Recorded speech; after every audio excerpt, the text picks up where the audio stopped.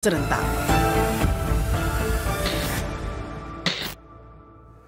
Sudah bersama saya Wakapolri periode 2011-2013, Komjen Purnawirawan Nanan Soekarna. Pak Nanan, terima kasih sekali bersedia datang di Rosi. Terima kasih Mbak Rosi.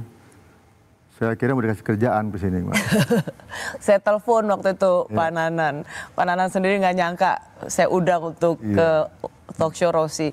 Karena saya tahu Pak Nanan ini sebagai Wakapolri belum pernah bicara sedikit pun ke media terkait segala sesuatu yang memang menyangkut institusi Polri. Bahkan ketika ada kasus yang sungguh besar, itu Pak Nanan memilih untuk diam. Kali ini Bapak bersedia untuk memenuhi undangan di Rosi. Terima kasih Pak Nanan. Ya. Sibuk apa sekarang Pak Nanan? Tidak ada, awal pensiun masih MC, ngomong cucu, karena masih kecil.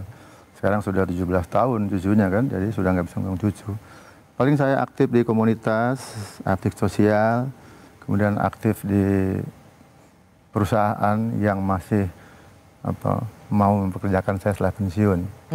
Itu mungkin yang bisa mendukung juga saya bisa tetap fit loh Pak Nanan. Amin. Ya kalau kesehatan itu utama, maka ya kita jaga rutinitas. Apalagi saya kan masih hobi naik motor, maka saya mesti memperkuat otot-otot kan gitu.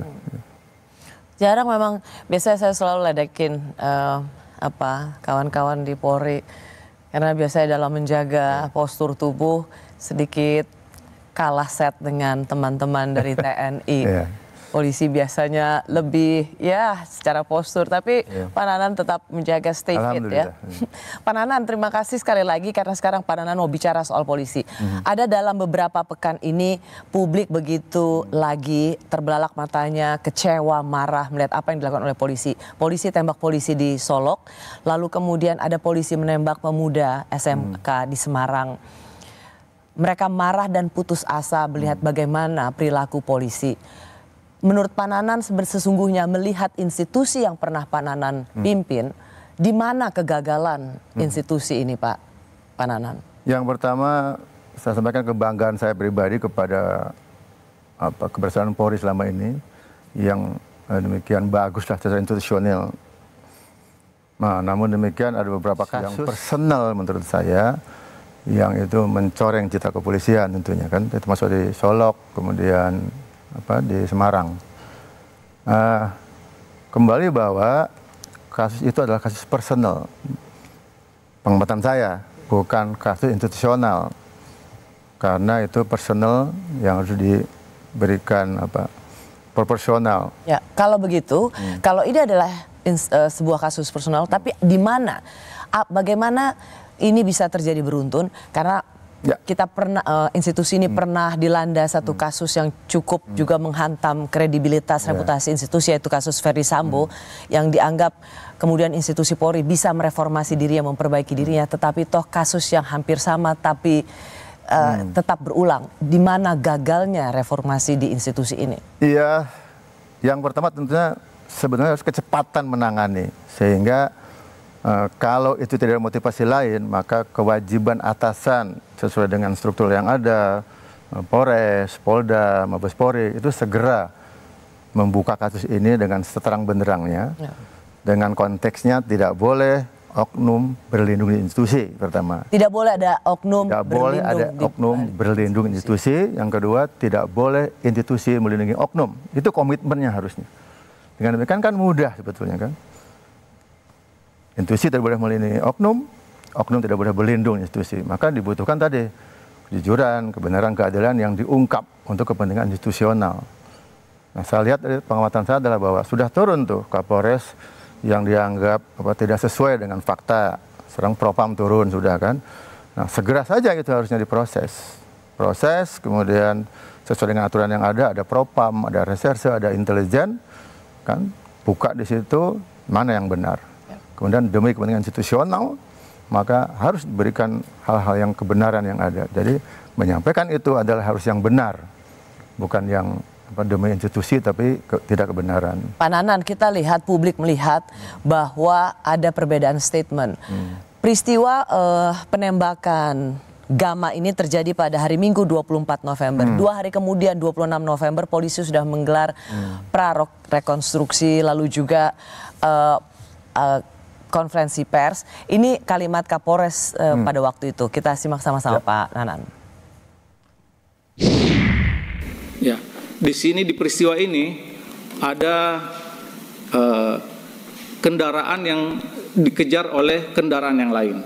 Ada satu kendaraan yang dikejar oleh kendaraan lain, di mana si pengejar ini membawa senjata tajam.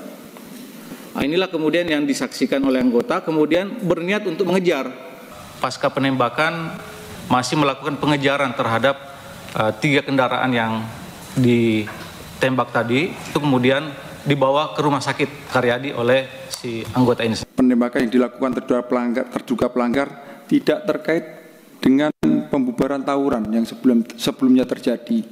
Kemudian motif penembakan yang dilakukan oleh terduga pelanggar dikarenakan pada saat perjalanan pulang ini mendapati satu kendaraan yang dikejar, kemudian memakan jalannya terduga pelanggar, jadi kena pepet. Terduga pelanggar menunggu 3 orang ini putar balik, kurang lebih seperti itu, sehingga terjadilah penembakan.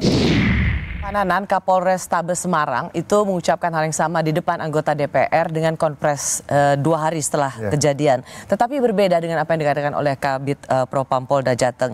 Apakah perbedaan penjelasan antara Kapolres Tabes, Kabid Propam itu sesuatu yang lazim atau sungguh menunjukkan ketidakprofesionalan anggota Polri? Ya, secara struktural sebetulnya betul tadi bahwa anggota Kapolres tanggung jawab menyampaikan atas hasil fakta yang di lapangan, kan? Saya yakin juga Kapolres tidak turun ke lapangan, maka dia menerima laporan, kemudian membawa laporan itu sesuai dengan apa laporannya. Tapi Propam menemukan ketidakbenaran, ya, gitu kan. Nah, menurut saya tinggal dikonfirmasi sekarang itu. Konfirmasi saja jelas yang disampaikan Kapolres itu benar tidak benar. Tadi kita tinggal turun intelijen, turun. Ya, kan kalau kita mendengar kata Kapolres Tabes Semarang di hadapan anggota DPR. Ini yang disaksikan anggota, dalam hal ini Robik, dia adalah yang menembak itu. Kemudian berniat mengejar. Jadi versi anggota yang diterima mentah-mentah oleh Kapolres Tabes Semarang. Apakah seorang Kapolres Tabes Semarang mendengar ada anggota menembak pelajar hingga tewas, apapun pengakuannya, itu memang bisa ditelan mentah-mentah dipercaya oleh atasannya? Atau kualitas atasan seperti apa ketika pengakuan bawahannya yang menembak mati anak remaja dibiarkan begitu saja? Kualitas pemimpin seperti apa ini Pak Nanan? Iya, mesti dilihat ya, seharusnya ada prosedur. Jangan menembak ya, menempel yang orang saja, harus diproses. Kita punya satuan, Propam Polres tentunya kan. Ya harusnya dicek di berita, saksinya mana, diperiksa, diyakinkan tentang apa yang dilakukan oleh anggota. Dengan niat tidak melindungi anggota, itu kan, gitu. Itu sebetulnya keharusan yang pertama. Yakinkan bahwa memang ini bicara anggota, fakta di lapangannya benar, Propam bertanggung jawab, sehingga dia bisa mengajukan. Saya tidak tahu apakah sudah turun tadi Intel Polres, Sersio Polres, Propam Polres. Pertanyaan publik ada begini, dan kejengkelan publik adalah ada anak remaja ditembak mati. Dan kemudian si polisi itu hanya dengan gampang mengatakan, oh karena dia terlibat tawuran, dan dipercaya oleh satu institusi Polres Tabes Semarang. Pak, begitu terbiasanya polisi berbohong. Kami kembali sesaat lagi. Ya. Perlu kejar saya.